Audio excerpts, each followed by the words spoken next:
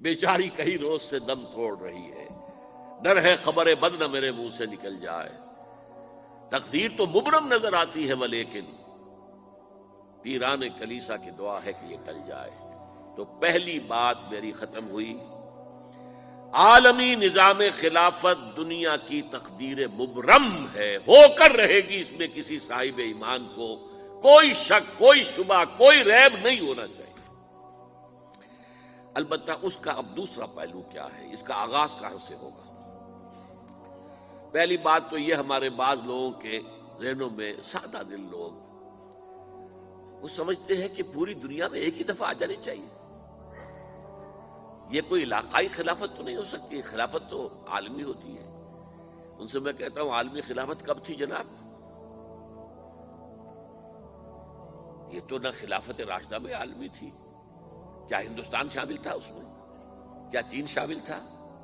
کیا یورپ شامل تھا؟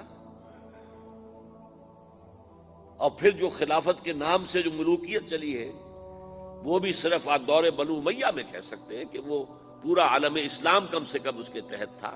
بعد میں خلافت عباس، بنو عباس میں اور فاطمیین کی خلافت میں اور آل عثمان جو ہیں آٹومان ٹرکس کی خلافت میں ٹکڑے تھے، اس سے بکھرے تھے، کوئی مانتا تھا کوئی نہیں مانتا تھا۔ اور سب سے بڑی بات یہ، اگر ایک دم پوری دنیا پر خلافت قائم ہو سکتی تو حضور کے دست مبارک سے ہوتی، لیکن نہیں ہوئی۔ نتیجہ کیا نکلا؟ ایک ملک میں حضور نے قائم کر دی، جزیرہ نما عرب،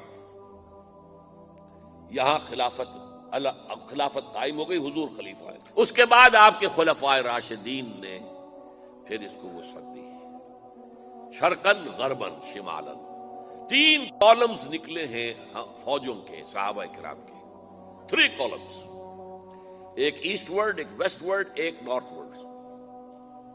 ایک عراق کو فتح کرتے ہوئے ایران میں پہنچ گیا، خراسان تک چلا گیا، ایک شام کو فتح کرتے ہوئے اور پھر سینائی پیننسولا سے ہو کر افریقہ میں داخل ہوا اور اٹلانٹک تک پہنچ گیا، تیسرا سیدھا شمال میں گیا، لیکن یہ زیادہ دور نہیں جا سکتا تھا، کوکیشین ماؤنٹینز آ گئے، کوہ قاف، اس زمانے میں تو یہ یوں سمجھیے کہ امپیسیبل تھا نا، کوہ قاف، لہذا وہاں آ کر رک گیا۔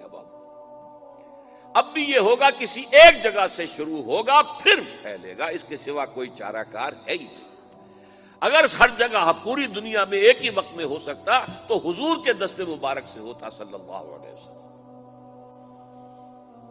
اب وہ نقطہ کون سا ہوگا، نقطہ آغاز کون سا ہوگا؟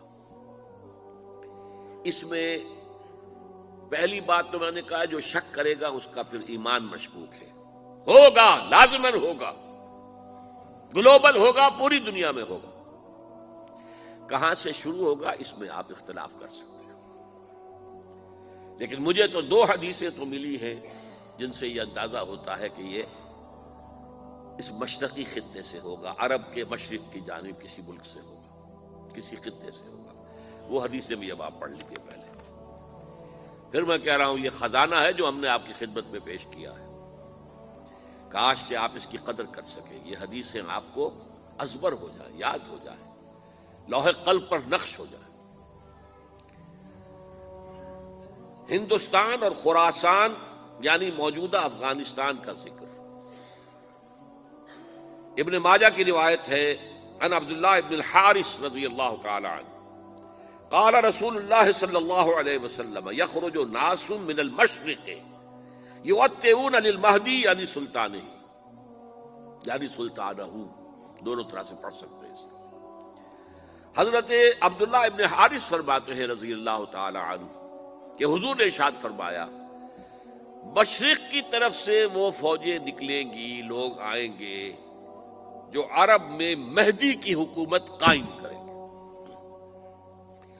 یہ مہدی کون ہوں گے اس کا ذکر میں ذرا بعد میں کروں گا، لیکن نوٹ کر لیجئے کہ مہدی سے پہلے لازماً کسی مشرقی علاقے کے اندر وہ نظام قائم ہو چکے گا، تب وہاں سے فوجیں آئیں گی نا۔ یہ مشرق کون سا ہے؟ عرب کے مشرق میں آپ چلیے، ایران بھی آ جائے گا، افغانستان بھی ہے، پاکستان بھی ہے، اور اگر اسے اور توسیع دیں تو ہندوستان بھی ہے۔ یہ ہے عرب کا مشرق، اس سے فوجیں جائیں گی۔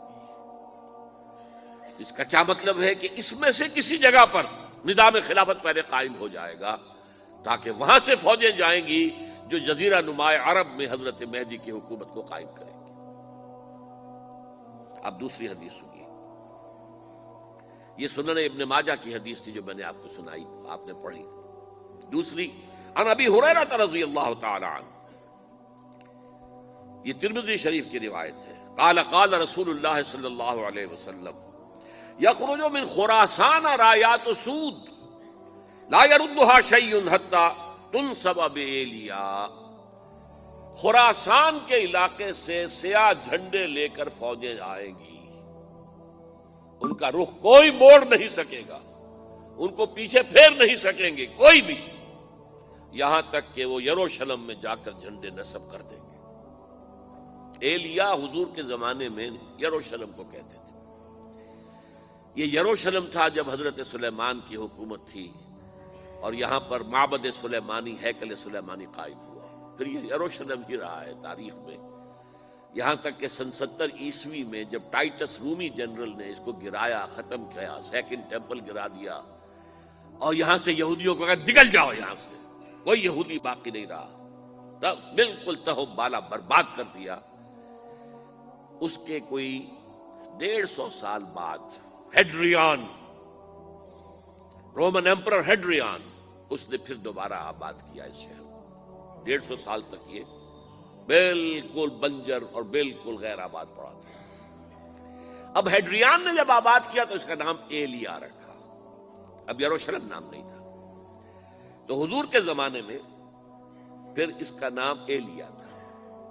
اور اب اس سے کیا معلوم ہو رہا ہے کہ یہ یروشلم مسلمانوں کے قبضے سے اس وقت نکلا ہوا ہوگا، ایک دفعہ پہلے نکلا تھا، سن 1099 عیسوی میں مسلمانوں کے ہاتھ سے نکلا، کروسیڈرز عیسائیوں نے آ کر اس کو قبضے میں کیا، لاکھوں مسلمانوں کو مارا، قتل کیا۔